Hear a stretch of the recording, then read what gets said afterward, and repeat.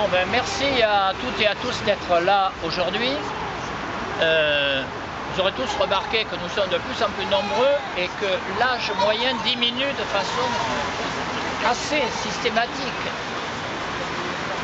Alors, quelqu'un hier m'a téléphoné pour me dire mais pourquoi diable célébrez-vous l'anniversaire de la Première République?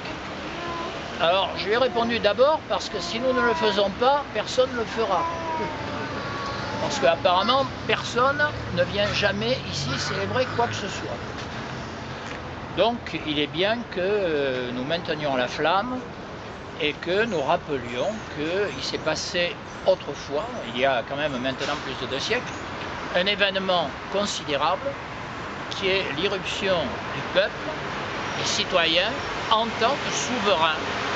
Donc en tant que souverain de la vie publique, renversant une vision qui jusque-là était monarchique, religieuse, donc de droit divin. Là, nous sommes tombés sur ce qu'on a appelé la République, fondée sur évidemment le système démocratique. Il convient d'en parler aujourd'hui, dans l'état où il se trouve. La deuxième chose qui est importante lorsque nous sommes en ce lieu, c'est quand même de parler de la Révolution française. Oh, je sais, alors quand on emploie le mot révolution, c'est frayeur dans les chaumières. Quelle horreur! Nous avons même vu M. Copé, Jean-François de son prénom, expliquer un jour à la télévision que vraiment il y avait une atmosphère de nuit du 4 août en ce moment et que c'était horrible. Que je sais que ça devait présager des lendemains difficiles, brutaux, violents, parce que le 4 août, l'abolition des privilèges, c'était abominable. Ça, c'est vrai que représentant les intérêts qu'ils représentent, on comprend qu'ils trouvent ça abominable.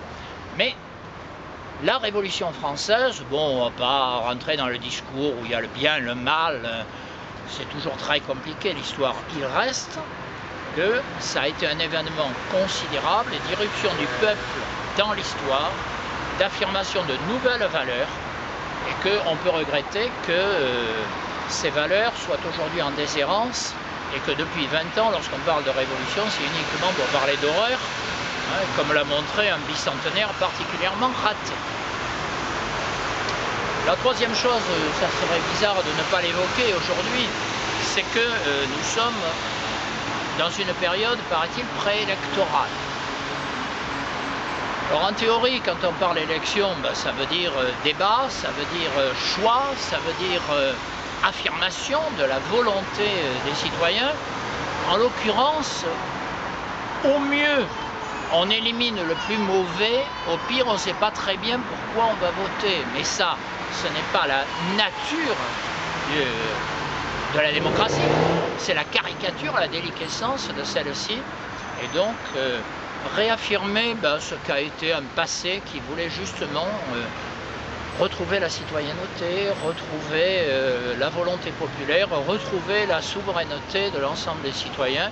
Je crois que c'est particulièrement opportun en ce moment, aussi bien pour nous que pour la toute nouvelle génération qui déjà participe à nos réflexions et à nos actions, ce dont nous la remercions bien évidemment. Et je vous remercie tous d'avoir été là aujourd'hui.